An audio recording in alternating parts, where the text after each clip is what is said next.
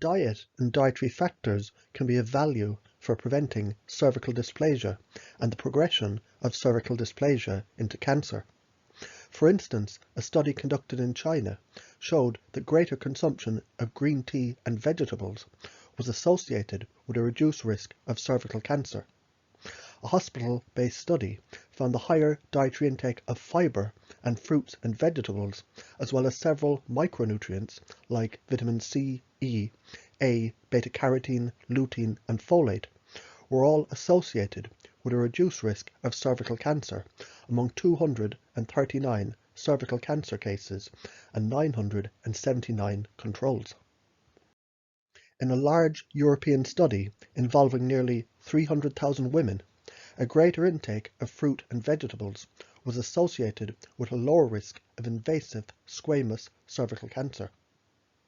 A more detailed study found that those with the highest dietary intake of vitamin A, beta-carotene and vitamin C were at a significantly lower risk for cervical cancer when compared to those with the lowest intake. In this study, those in the high vitamin A or vitamin C dietary consumption group had a 64% lower risk of cervical cancer, while those in the high beta-carotene group had a 52% reduced risk. Higher total consumption of vitamin A, C and E, including from dietary supplements, was associated with a reduced risk of cervical cancer by 65%, 65% and 47% respectively. A study that examined the blood levels of carotenoids and tocopherol vitamin E found nearly all of them were lower in the patients with cervical cancer. A folate deficiency has been known for decades to play a role in cervical dysplasia and cervical cancer, and in certain situations supplementation of folate has been shown to have a positive impact on the course of these conditions. A 2011 study evaluated the relationship between degrees of cervical dysplasia and folate in 122 women. All women with cervical cell abnormalities ranging from low grade to high grade had significantly lower serum folate levels than the healthy controls. Folate is important to the body's methylation status, which is part of what's sometimes referred to as one-carbon metabolism. This is an essential factor in the proper functioning of DNA, and thus possibly in cancer formation. Two studies from one research group found that lower levels of folate and B12 were associated with HPV infection. One study found the women whose serum homocysteine level was higher than 6.3 micromoles per litre had about 3 times a greater odd of having invasive cervical cancer than women with homocysteine levels that were lower. The exact cause of elevated homocysteine was unknown in the study, though the authors speculated it could be the result from vitamin B inadequacy or a genetic cause. In 50 women who were infected with HPV types 16 or 18, significantly lower serum folate and higher serum homocysteine was found in these women with the high-grade cervical dysplasia. In a different study, the serum homocysteine levels were found to be significantly higher in cervical cancer and dysplasia cases when compared with controls. Methylation and folate was the subject of the study, and it enlisted 238 women, with findings ranging from normal cervical tissue to cervical carcinoma. In this study, as the severity of the cervical abnormalities increased, the levels of the serum folate decreased. In a lab section of the study, the folate helped to regulate a protein that methylates the DNA. The authors concluded low serum folate contributes to the formation of cervical cancer. Another study examined methylation of DNA and one-carbon metabolism in 308 women. Some of these women didn't have any cervical abnormalities. Some had CIN1 to 3, and others had invasive cervical cancer. Lower folate was significantly associated with high-risk HPV infection and with CIN or invasive cervical cancer. Overall methylation of DNA was significantly lower in the women with invasive cervical cancer when compared to other groups. The authors concluded that folate might play a role in modulating the risk of cervical cancer, perhaps by influencing high-risk HPV infection. A study compared B12 levels of women with low and high-grade cervical dysplasia to those women with normal Pap tests. Serum B12 was significantly higher in the women with the normal tests, compared to those with both low and high-grade cervical dysplasia. Low B12 was significantly associated with low-grade 4-fold increased risk and high-grade 3.5-fold increased risk of cervical dysplasia when compared with the high levels of serum B12. A rigorous review evaluating data from 22 studies on over 10,000 women showed higher dietary intake of vitamin B12, C, E, and beta-carotene was significantly protective against cervical neoplasia. One study evaluated if dietary supplements would benefit patients with high-risk HPV infections and decrease the risk of cervical cancer developing in those patients. The study group comprised of 1,096 women aged 18 to 65 years who were followed for up to 4 years. Multivitamins, vitamin A, C, E, and calcium were all significantly associated with a lower risk of CIN2 or 3. The women who took the multivitamins had lower HPV viral load or level of viral infection, and they had a significantly lower prevalence of CIN1, 2, or 3. In a randomized control trial, 53 women with CIN1 and 19 women with CIN2 received 444 international units of alpha-tocopherol, a form of vitamin E, every day for 1 year. In the CIN1 group, there was a regression in a significant 74% of the women who'd received the vitamin E, compared to only 17% in the placebo group. In the CIN2 group, there was a regression of 37%, compared to 26% in the placebo group. And among the CIN2 placebo group, 20% of the cases progressed to a higher grade abnormality, compared to just 5% in the CIN2 vitamin E group. A study in 72 women was conducted to determine the relationship between blood levels of alpha-tocopherol and cervical dysplasia and cancer. Among this group of women, 37 had CIN, 14 had cervical cancer, and 21 had normal Pap tests.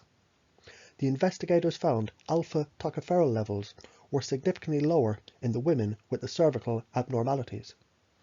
In a previous study, the same investigator compared 235 women who had either cervical cancer, dysplasia, or a normal Pap test, and the investigators found the average alpha-tocopherol level was significantly lower in the women with dysplasia or cervical cancer. Another study compared the serum levels of alpha-tocopherol and coenzyme Q10 in women with normal Pap tests, and those with CIN1 to 3, or cervical cancer, and they found the plasma concentrations of the alpha-tocopherol, gamma-tocopherol, and the CoQ10 were significantly lower in those with CIN and cervical cancer. Higher blood levels of vitamin E compounds, alpha and gamma-tocopherol, were associated with nearly a 50% reduction in the risk of CIN3.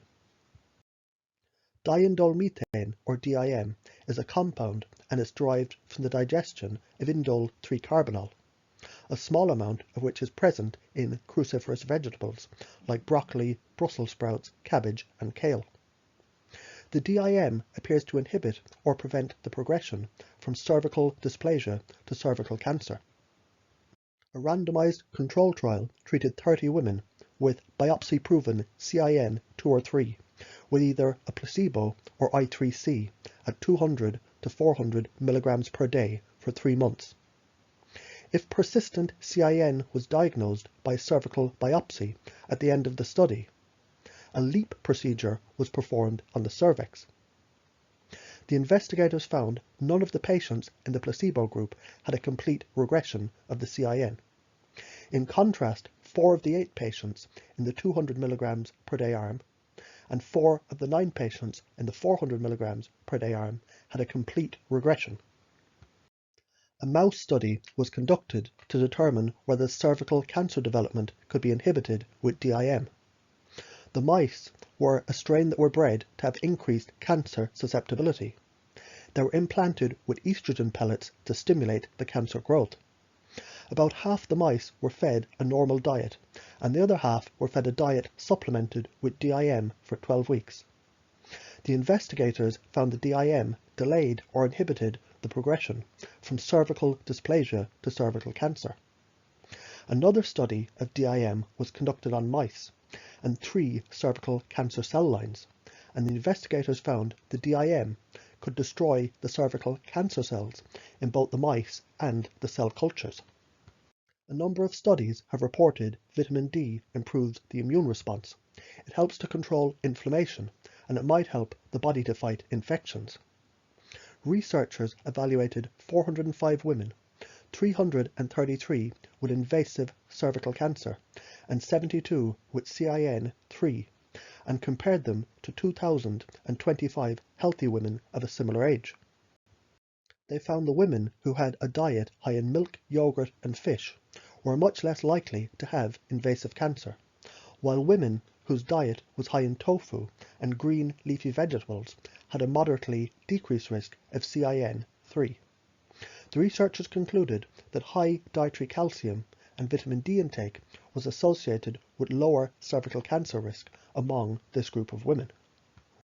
A study of Korean women with cervical dysplasia and cervical cancer assessed the serum selenium and the zinc levels.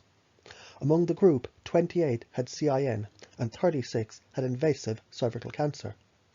These women were then compared to 44 healthy women, and the women with CIN or cancer had significantly lower serum and zinc levels.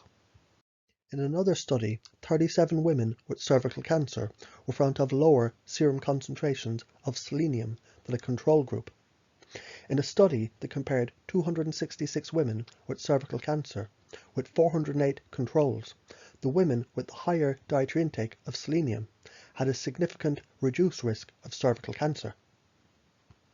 Vitamin A is important for healthy mucous membranes.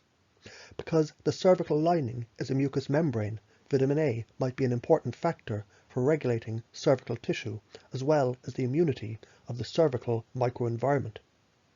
A rigorous study of the literature was conducted to examine dietary or serum vitamin A levels and the risk of cervical cancer.